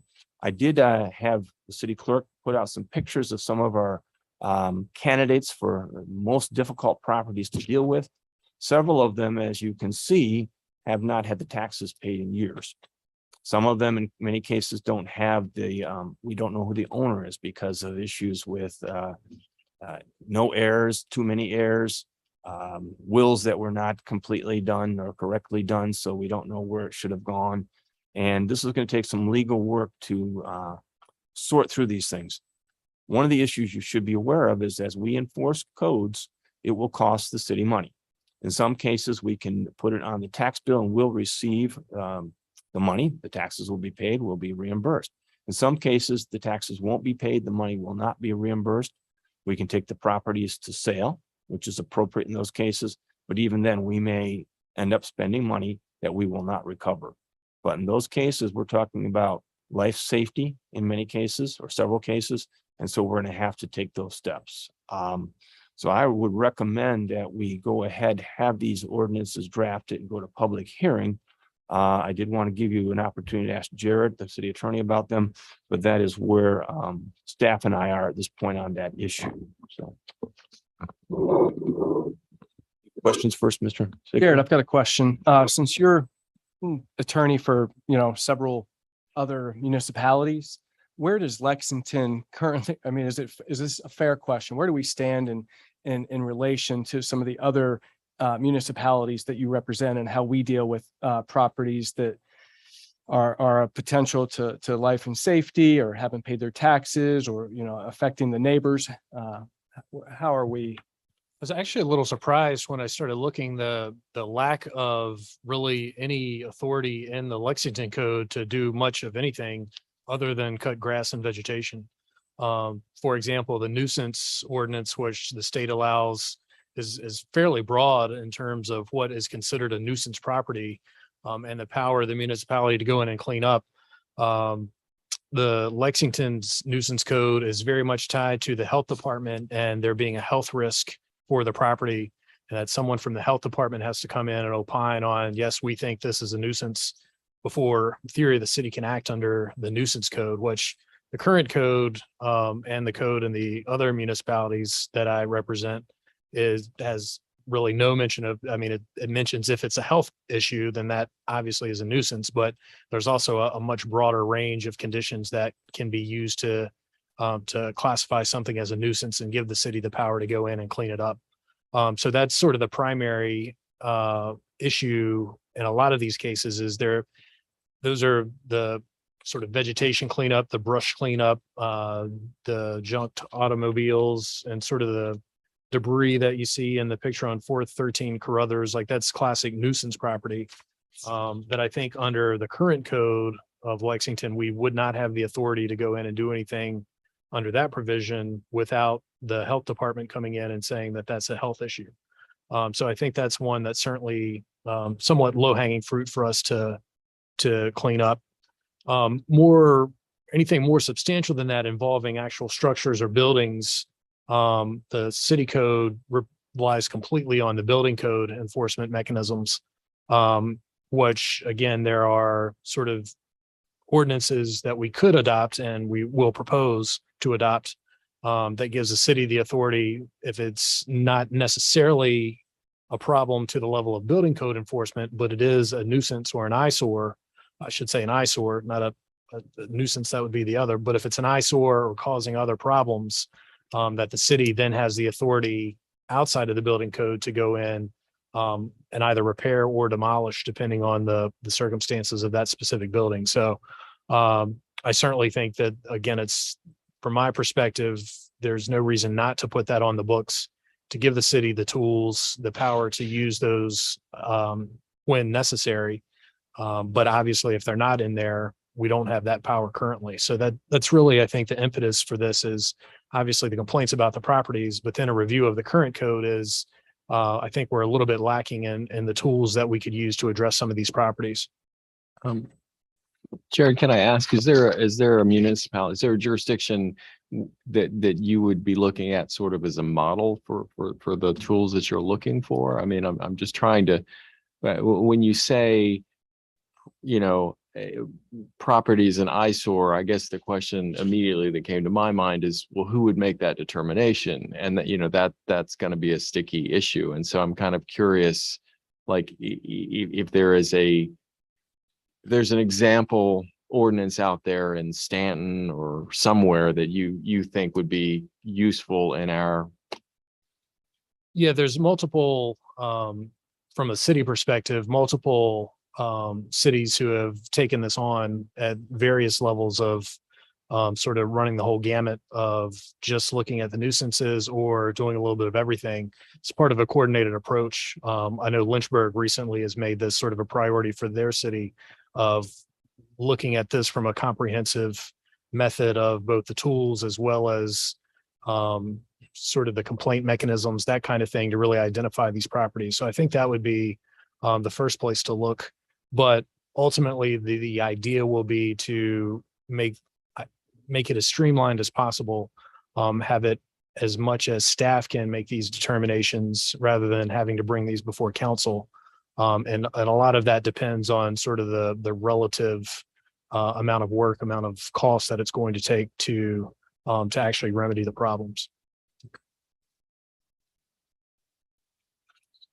Questions? Excuse me. I don't have the printout that you have there, Jared. How many properties would you say right now are eyesores and or need some visual maintenance? And two, how many properties would you say are now tax delinquent to the point where we need to take action? I'll address those in turn. I honestly, I don't know, have a number of the properties that sort of should require attention. I think that's going to be one of the issues that we do going forward is one of the overall problems, I think, is that this has traditionally been a complaint driven process, that the city really doesn't do a whole lot unless someone affirmatively complains about the property. I think the current thought is to do a more comprehensive, proactive approach from staff to go out and identify these properties. So as we're moving forward, I think that's going to be one of the things we attempt to do is essentially create an inventory of properties and sort of demarcate, this is just clearly a vegetation issue. This is a nuisance junk issue. These are buildings that are eyesores. And really put that together. So we've got 6 examples in front of us. I don't believe I know of 2 or 3 others that are not on here. So I think just the most obvious, we've got at least 10 or 15 that require some attention. Separately, the tax sale issue is somewhat related to the cleanup process because ultimately for the city to recover its costs, they likely will be looking at a tax sale. But there are a number of properties who have no sort of nuisance or eyesore type issues that are delinquent on their properties. And one of the things we're working with now with the treasurer's office and the commissioner of revenue's office is to identify those properties and come up with a process to put those up for sale, force the tax sales, put those properties back on the tax rolls. Probably at this point, we're looking, and again, this will be a recommendation, to use the same law firm that the county uses to do that type of work on behalf of the county, just because it is somewhat specialized, somewhat detailed. And I've talked to the attorney who does it, and he's indicated that there's no cost to the city ultimately for performing that work, that they recover all of their costs and expenses from these sales. So as we move forward, that will be one issue, is putting that process together to get the tax properties resolved. And then as part of that, we'll have these other properties potentially teed up where the city's actually got a lien on the property based on the cost of cleanup, and we're forcing the tax sale to recover those costs. Any comments or questions? Thank you. I have comment. I'm bothered by the term eyesore, as I think Mr. Ayers and possibly Mr. Smith was. Beauty's in the eye of the beholder. And, an eyesore, it's a matter of interpretation. So I think being careful not to use eyesore, but have some other basis that you've mentioned, bases that you've mentioned, would be the preferred method, and not use the word eyesore whatsoever. Duly noted. I think that's why some of the laws are written the way they are, because beauty's in the eye of the beholder, and you can't just cite people for things that you used to be able to do a long time ago. So it makes it more difficult now to maneuver through this process. But I'm hoping that just this being made public and going through this process of talking about it and making some decisions, it could incentivize some of the property owners to start working now so that they are not affected in their pocketbook.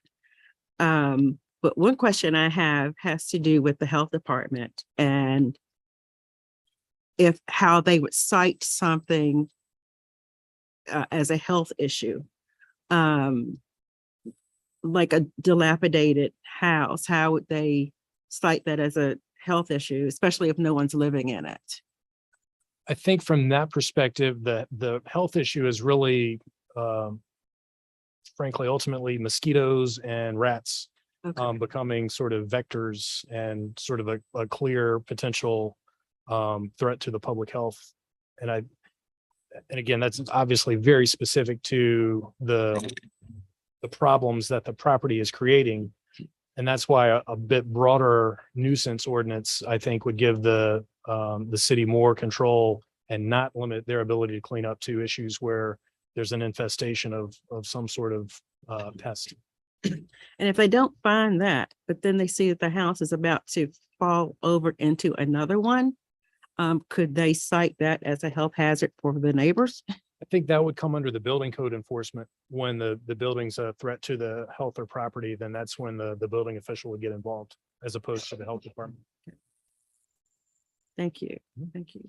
So we'll look toward hearing more about this and coming to a public hearing at some point.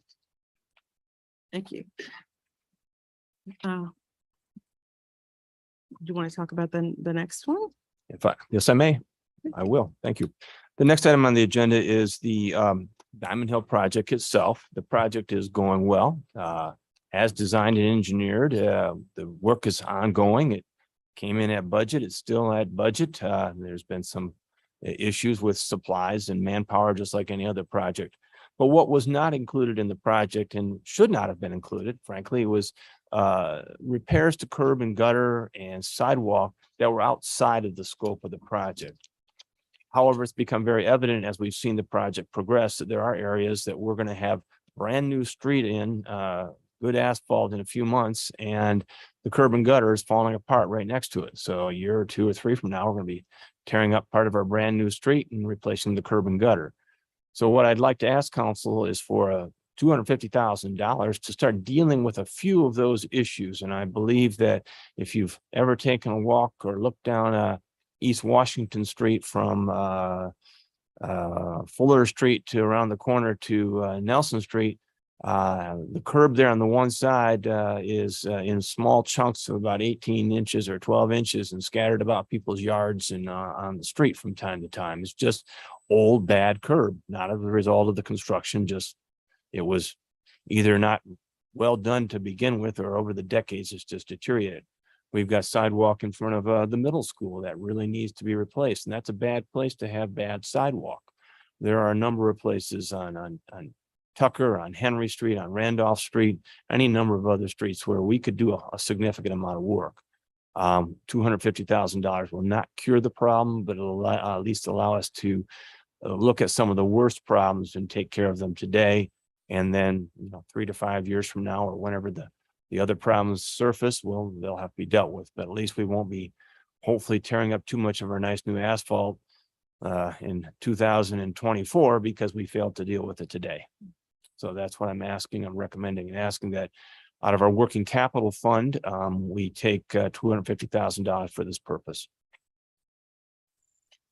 Will any of the sidewalk be new sidewalk filling in gaps, or is it basically all replacement of sidewalk and curb? I've asked Public Works to take a look at that. I've not heard, nor am I aware of any actual new sidewalk that may be needed. Certainly there are some gaps, but realistically, from what I've heard from Public Works, we're really probably looking at sidewalk replacement.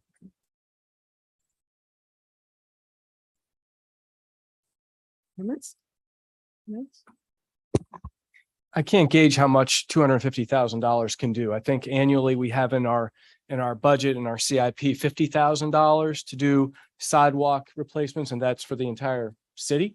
And so this is a significant investment. I just hope that the residents and the kids that walk to school and the folks that want to walk on the sidewalks can tell that we spent 250. I hope we're not undershooting what really needs to be done. So I look forward to seeing how far 250 can go and what else would need to be done long-term to make it right. I appreciate that. Based on the other needs we have, although I'd love to say, let's spend $500,000, I felt like $250,000 was an appropriate amount in addition to what we are spending on the project at this time. So I agree with your concerns. There are many more hundreds of thousands of dollars of work that needs to be done. I did want to add that it's not just sidewalk. Again, you're talking curb and gutter in some areas as well. So, which is more expensive than your sidewalk work. So, And I think that's a good point, because I think that what's fair to say then is to do it right, to improve everything. It could cost $1 million. And so that's not feasible. We're not, and so we're going to see what 250 can do. So thank you. yes, thank you. So I guess it'll be the work will be prioritized, that the worst will be done first. And then see how far that 250 goes. Yes, that's correct. We'll look at some of the worst or most needy areas. As an example, we had Washington Street looked at and the bid come in, it was $80,000 for the curb and gutter on Washington Street. So we won't do too many big areas. By the time you do 2 or 3 $80,000 projects, there goes your 250,000.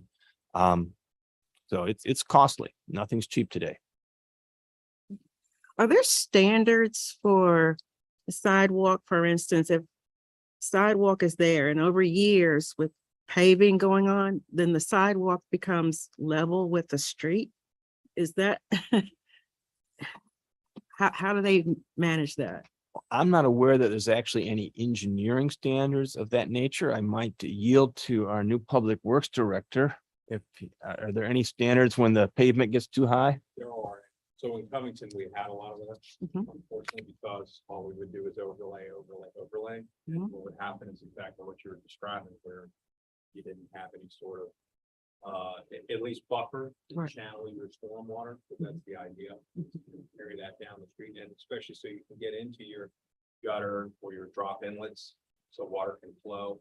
Or so that you don't have a drop inlet that's way below, and now you have asphalt up like this. Mhm. So the idea is yes, try to raise that, try to keep at least somewhere to 7 to 10 inches, just depends in certain areas, but there are VDOT standards. That's typically what you would follow.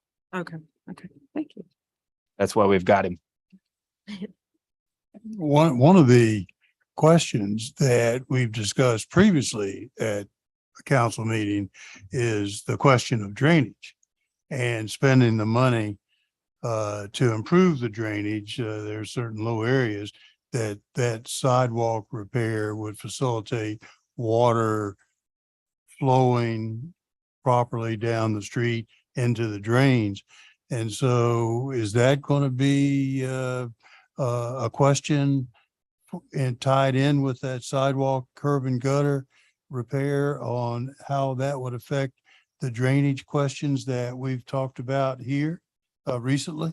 Well, as Mr. Madigan said, it's a combination of things. And, there are areas where you can clearly see, I'm thinking of Randolph Street as one area that you can clearly see debris and sediment washes up on the sidewalk from heavy rains. So obviously there's not good drainage there, because debris and sediment should not end up on the sidewalk on a routine basis. Not talking, a flood of proportions that we only get every 3 to 5 years. Talking about a normal rain washes gravel and debris up on some of the sidewalks.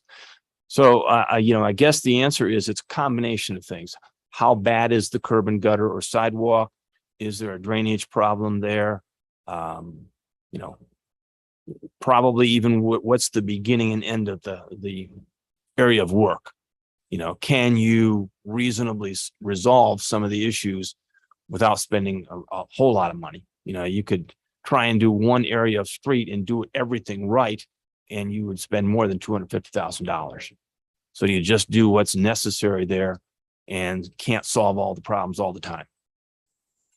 We had talked, you and me, at some point, within the last month about compiling a list of other areas in the city that would have similar questions associated with curb and gutter, and taking a look at the overall program. Mr. Ziegler had mentioned how far will 250 go, but I would say to that, I'm not sure how far it would go, but how much do we actually really need to repair the curbs and gutters of sidewalks in the city that need repair? And so do we have a list yet of other areas besides the one that you're talking about on that street? We have some capital projects that involve stormwater, curb and gutter in particular. Diamond Street is one of those.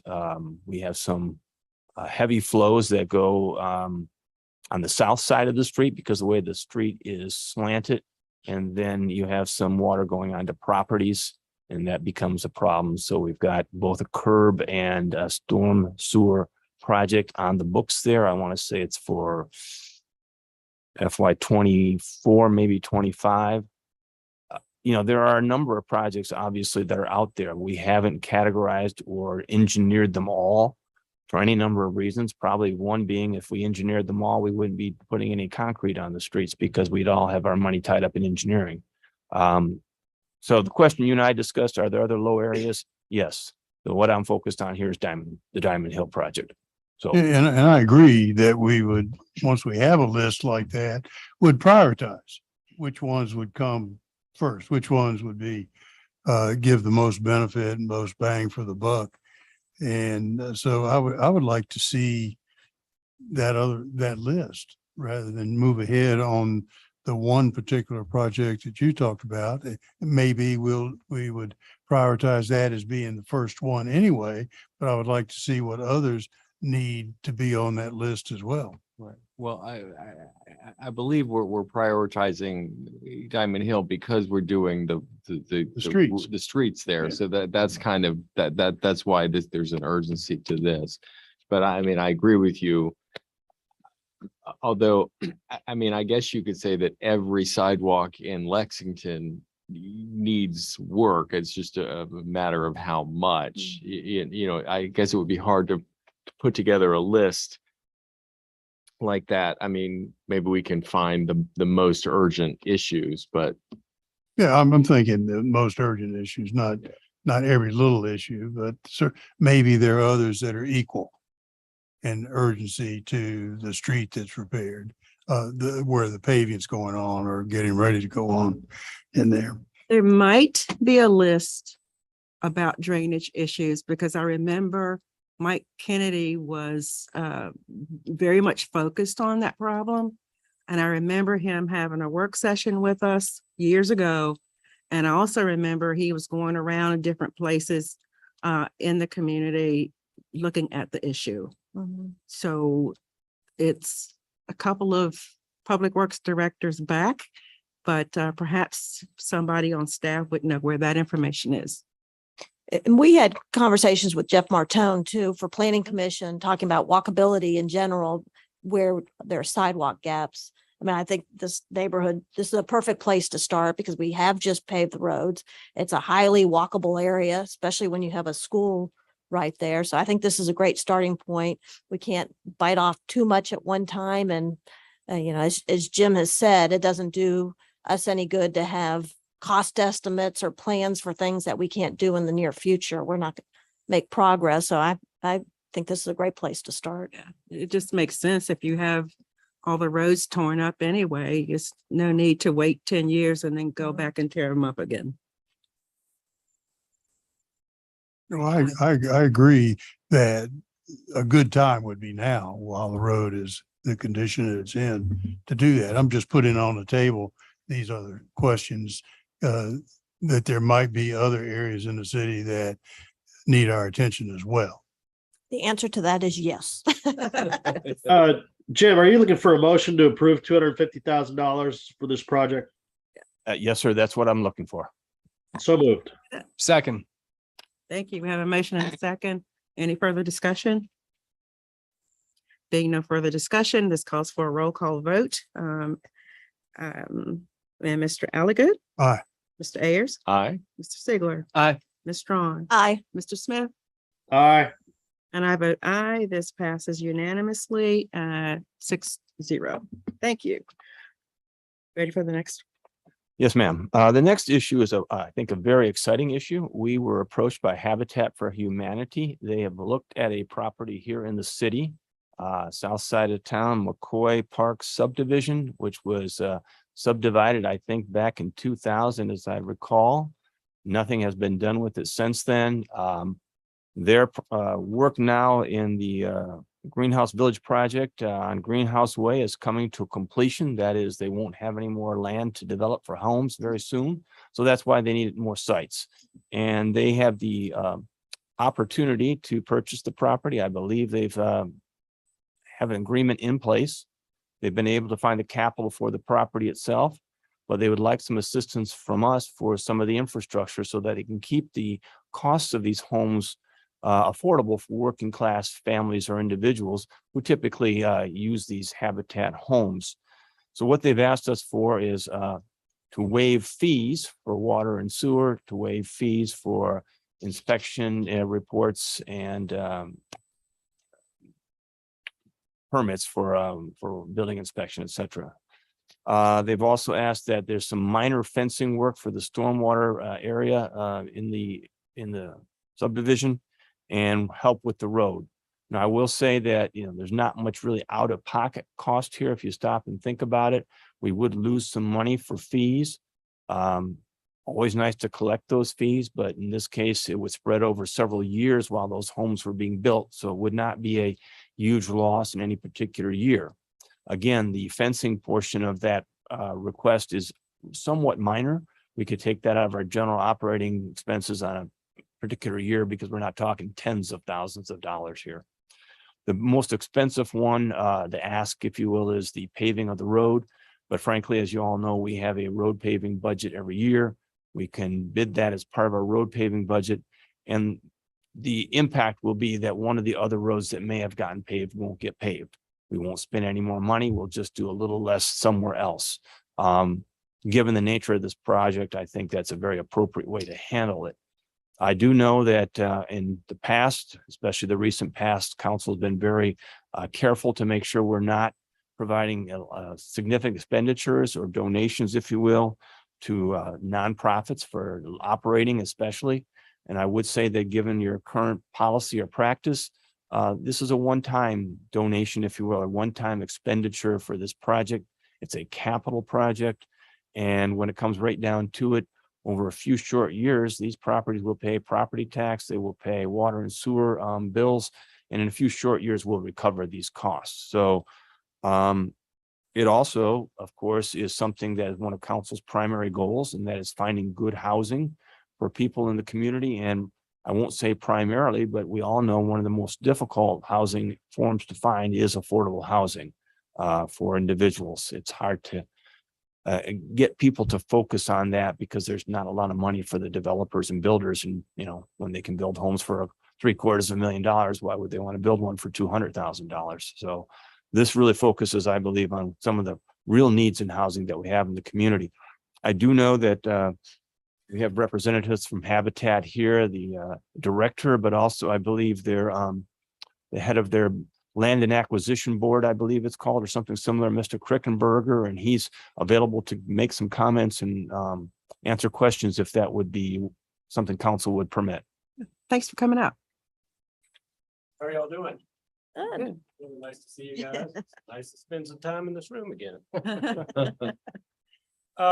Really appreciate Jim reaching out to us and kind of talking about a partnership with this project, and Lynn Johnson, our director of Habitat.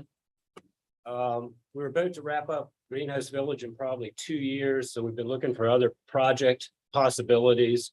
And McCoy Park was one that we've looked at really closely. It has some issues with it. It's been sitting there for a long time. But we really think we can do a really nice job and create 7 really affordable homes. It's a great area. We like the idea of working in Lexington. We've been in the county for a while. We've actually been looking in Buena Vista, Natural Bridge Station area. But this property is something I really think we can do something with. Sam, before you go any further, you might want to step closer to the mic just in case the public is not able to hear Sorry. you. Sure. That's I okay. can hear him fine on this end, so you're Okay. good. And he's a long ways away. Anyway, I also wanted to just express my appreciation of the staff. Public Works, welcome aboard, by the way. But Stephanie, Scott, and Thomas in Public Works were really helpful with putting some information together. Arnie in Planning and Zoning. So we really appreciate them, the effort they put in helping us get some information together to put towards you, and particularly Jim reaching out and suggesting this partnership. Anything you would like to comment on? Sure. Good evening, everybody. Critical, it's really critical that affordable housing be put in the whole of the United States, let alone Virginia, let alone Lexington and Rockbridge County. We've been looking at land, trying to find the next place to build. As you know, I'll just mention, we're always out there looking for grants in order to help keep things affordable. And we just did. We were awarded a grant in this winter for $270,000 for the gap funding of what it's costing to build a house now compared to what it was before COVID. We're doing that to finish out our greenhouse village neighborhood. We also just received a grant from Lowe's and Habitat International to help put some roofs on some houses in the county. We're doing everything we can, and everything that comes across my desk because of the commitment the board and I have to keeping everything affordable for the families that need it. In fact, tonight you saw one lady speak who is a partner of ours, who just partnered with us, Latanya Douglas. We're trying to keep it affordable for them. In all of our brochures, you'll see that we serve people 80% AMI or lower. Right now, we have 8 partner families. We're going to sign one on in a couple of weeks we're working with, and they average about 64% of AMI. So it's critical we keep this affordable. We've been working with the owner of the property for a while. As you know, the price has been about the same for 25 years. He didn't want to come down a whole lot. We took him on a tour of the neighborhood. Yeah. We told him some stories, and we'd love to tell you those same stories about the families that pulled themselves up and they have hope, and they're creating a community out there. They're helping each other. They put sweat equity in their homes. And we toured them through the neighborhood. And I think that made the difference. We told them about the families there, and been working with Janie Harris, who is also on our board, to try to get him to come down in price. We've been working since January on this, and she called me up after this tour. We sat on it for a couple of months, and he had given a call to his realtor, and he said, you need to work with them, see if they'll work with me a little bit more. And he brought that price down substantially. However, because of the cost of land, the cost of the land is still going to be double the amount per lot as what we paid for our greenhouse village lots. We can't pass that cost on to the families. So we feel it's a great opportunity. It's close to the schools. It's close to amenities for the families. A lot of these are single parents with children. They can't drive from way out, in the county to get to school, to get to all those, to doctors.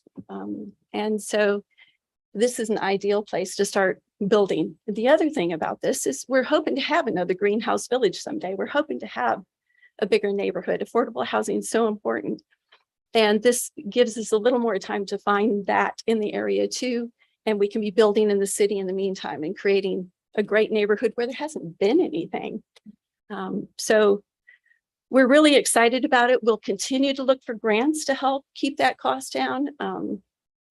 Everything that comes across my desk is like, can we write another grant for this? So we'll do our part to keep that cost down. And I think we have got them down to a reasonable price, but, Well, and we have an excellent group of volunteers that have just put so much time into all the homes and everything that we can do to keep the costs down and affordable for really workforce housing.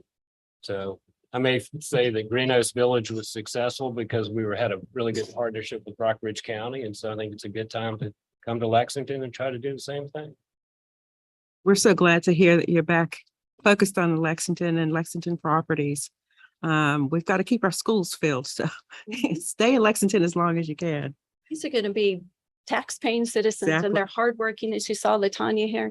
They're hardworking, they're trying to improve themselves. She's going through the Walker program. I mean, good citizens that we're putting in these homes, so. Yeah, and it's also important to note, as Jim had mentioned too, that I think you're certainly going to get a return on your investment in just a couple of years, once all the homes are completed in the project. So we're asking for some help to get to that point. Do you have any questions for them? I'll ask one, just on the stormwater structure, is that a retention basin? Is it? Okay. Basin, Yeah. right at the corner of the entrance road and South Main Street. Okay. It's more of a safety issue for if there's young families and children to fall into that area off of the property. Anyone else?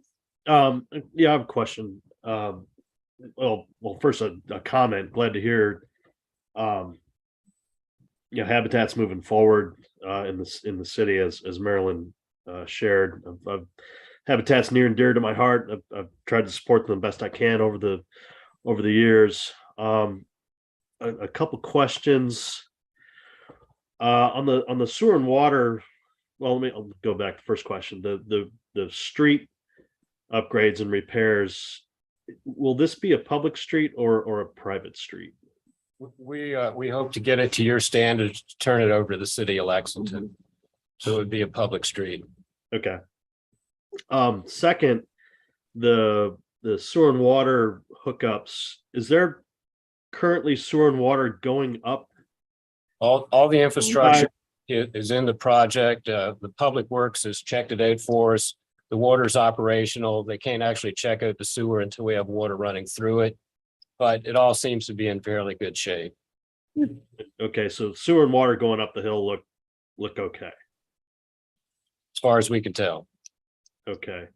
I guess that leads to my next question. If we start to run into some significant overruns in those areas, what's the plan as a result possibly? What do you mean by overruns? Well, like when there's a lot of rock up there. One of the things that kind of we're stuff. looking at. What I'm saying is I want to see this project move forward, but I'm looking at possible issues that may create some significant hurdles that I'd like to see, not happen. I'm just Right. We're always looking for grants to help us out with those issues. We've had that happen in Greenhouse Village very recently with some news from VDOT on entrances and gravel running into the road. And Lynn's been really great at finding grants to help with some smaller things like that. Also, one of the things that we're looking at is the lots on would be the north or west side of the property drop off very steeply. And you all have a requirement when you approve the subdivision to have all drainage come to the road. So we're actually going to be looking at possibly pole hoses off of those steep lots to help reduce some of our cost of construction. And then we've got to be really careful with site grading so we can make sure all the gutters drain towards the road and not towards the backyards of those homes. Does that answer your questions? Yeah, I think so. Yes, it does. Thank you. We've had our construction manager or construction supervisor, Leo, go up there and look at it. Each house will have to kind of be unique in the way it's built because the land does dip down and then come up. It might get up to be some slab type houses at the very top. But we have looked at it extensively and feel like we can go ahead. Leo said, I've seen more rock, and you can hear Leo say that. So So if this passes this evening, what would be your time frame to actually break ground? probably looking at 2 years. Yeah, we're looking at least 2 years. We're finishing up our project at Greenhouse Village. That grant is supposed to be completed by June 30th. Of course, there's some leeway because of material shortages, material delays, that type of thing. So that's with CSPDC. So we'd be looking at, as we're finishing Greenhouse Village, we would probably start another house because that's how we build. We're always starting another one. So probably between June 2024 and December 2024 would be a goal. Okay, okay. So people can actually start applying because it does take a long time to even go through that part of the process, correct? It does. We have, yeah, we're going to have 9 partner families soon, and we still have just a couple of lots left to be committed to, but it's going to take us a few years. Okay. I want to remind you too, I think everybody realizes that we work with the trades program at the high school. And they've got new leadership over there, but we're going to be able to continue that program and continue with the high school host. I think we may miss this next one, but it should be starting up pretty soon again. So we've been trying to do a high school host a year on each of these projects too. Right. And that's just been a wonderful program to be involved in. Of course, COVID's put a kink in everything because high school, students couldn't go build the house. So we ended up having to just do a regular stick built instead of one of our high school, but we're getting back in the swing of it. Yeah. It's exciting. It's always good to add the educational component to anything we do. Good deal. Just a little bit of housekeeping. I would like for you both to give our city clerk your name and address just for the record before you step down. I'd be happy to. Sam Krickenberger, 3205 Walker Street Road, Middlebrook, Virginia, which is in Rockridge County. Got one of those odd postal addresses. Lynn Johnson, 209 Alum Springs Road in Lexington.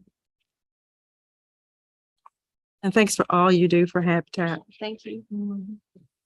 Yeah, that's great. Housing is the big topic in Lexington right now, especially affordable housing. It's everywhere. So we really appreciate this. And I Thank want you. to thank your kind faces because normally I get so passionate and emotional about it, I start crying, and I did not. Thank you very much. Thank you. Okay. Any more questions for our city manager in this process? Okay.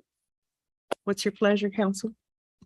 I'd like to make a motion to approve the request from Rockbridge Area Habitat for Humanity to support the construction of 7 Habitat homes in the McCoy Park subdivision by waiving utility connection fees, building and planning fees, and through assistance with street paving and fencing of stormwater facilities. Second. We have a motion and second. Any further discussion? Just that this is a great project. I'm glad we're partnering on it. We don't have many opportunities in the city of Lexington to develop new housing, much less affordable housing. So thank you for inviting us on this adventure, and I think it'll be wonderful. I'm hoping that Threshold can also partner with Habitat to talk about this further because our city planner has developed a mapping of a lot of empty parcels on private property, and perhaps we can start reaching out in some kind of way to see if Habitat can get back in the city even further. So hoping we can make something like that happen. Okay. And maybe even some of these houses that ultimately might be torn down, don't know, might be candidates as well. Doesn't Habitat have a repair component now? Okay.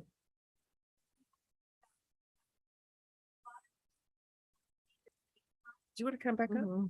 Okay. Yeah, I didn't get that. We want to hear you. No, we've looked at that, and when I first came on board, immediately Habitat Virginia wanted me to, buy this house in BV and restore it. It's important to people who have lived here all their lives to see the same houses on some of the same corners, not just have things ripped down or, crumble. So, that's not out of the scope of what we'd be looking at. We know it's important. We've been building 4 houses a year, but we do upwards 12 critical repairs. a year, and we just put 2 roofs on with a grant we got through Lowe's and Habitat International. Our volunteer base does most of the work. A lot of them are aging out, don't like to get on the roof, so we had to hire some of that. And right now, getting subcontractors, roofers, that's hard to get. But we're doing everything we can to keep people either in their houses, to save their houses with a roof. Paul is our vice chair. He's back there to support us. He's on the critical repair. Andy works at the build site. Andy, what else? Everything. Paul does everything. So that is something we want to look at eventually. But again, you know, we're in Greenhouse Village. We need to stay on this on task right now, and we need to get materials, you know, quicker. And this little COVID thing is just kind of made that more difficult. Right, right. Yeah, but I'd like to throw out another challenge in the event that there are houses in our community that have been abandoned and the city cannot find anything about any owners. And perhaps the city could end up with some of these houses in our laps. Could that be a partnership with Habitat? we'd have to look at, you know, the degree, of course, you know. Sure. and scope, Oh, yeah. But absolutely, give us a call. Okay. Thank you. Thank you so much. Okay. Any other questions? Okay. For the sake of procedure, should we put, this goes back to, I guess, what I was saying before, should we put limits on these costs? Just because I think it's the right thing to do, so we don't get, so none of us gets put in a bad place. It would be mostly the road repair because the connection fees. Yeah, that's, Aren't- I guess, specifically what I'm speaking to. I don't know if Jim or Mr. Madigan have an idea of what that limit should be. But I'd feel more comfortable approving this if we have some limitations on what our exposure is.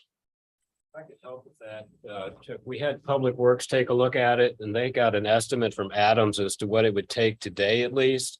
And we're looking at about $40,000 worth of repair. So if that's a number that's comfortable with you guys and want to use, I think we'd be happy with that. Is it a matter of resurfacing? Resurfacing the road mostly. There are a lot of cracks through the road. Weeds have grown up into it just because of disuse. So it needs to be resurfaced. A little bit of work on some of the curbing. But the estimate was about $40,000. So nothing that would need to be done where we would have concerns about having to blast or, Oh, no, ma'am. okay. You know, I hear your concern or question, Mr. Smith, but I would say that $40,000 is our estimate. Could it come in at $44,000 or $47,000 8 months from now?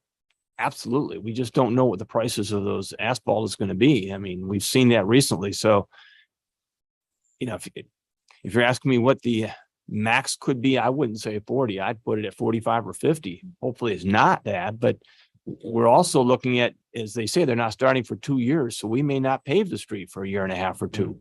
So That's a good thought. yeah, I don't want to leave it open-ended, but I'm afraid I can't give you probably much more than to say it's 40,000 today. And, you know, what will it be 18 months from now?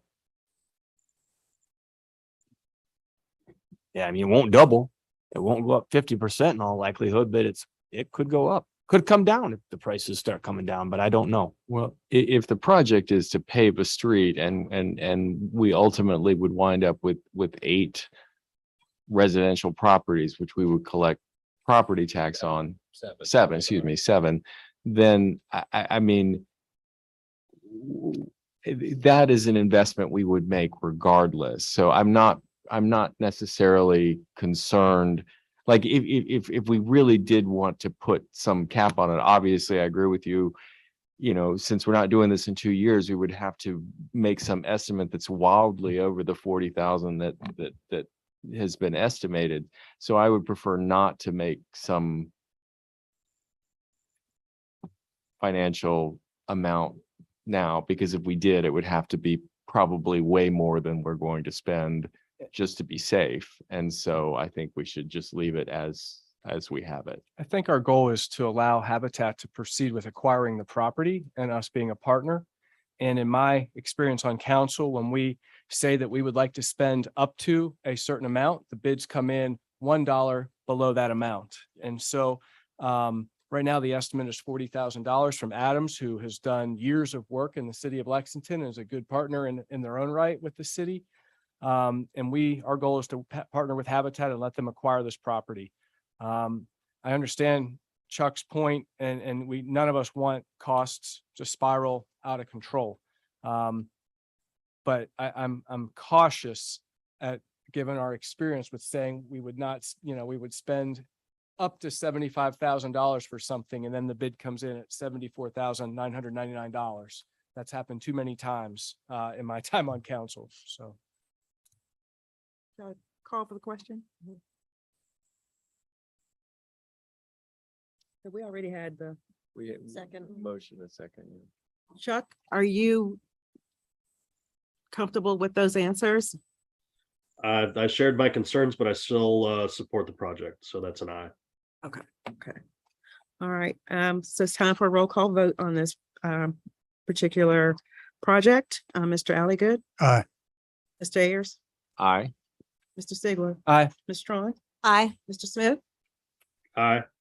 and I vote aye wholeheartedly. And this passes unanimously, and we're happy to help. Yeah. We're happy with things like this when we get to do these projects. You see good results. Yes, yes, definitely. Okay, thank you. All right, we don't have a closed meeting scheduled that I know of. So, if there's nothing else to come before council, I think we can consider ourselves adjourned. Thank you. It is 9:08.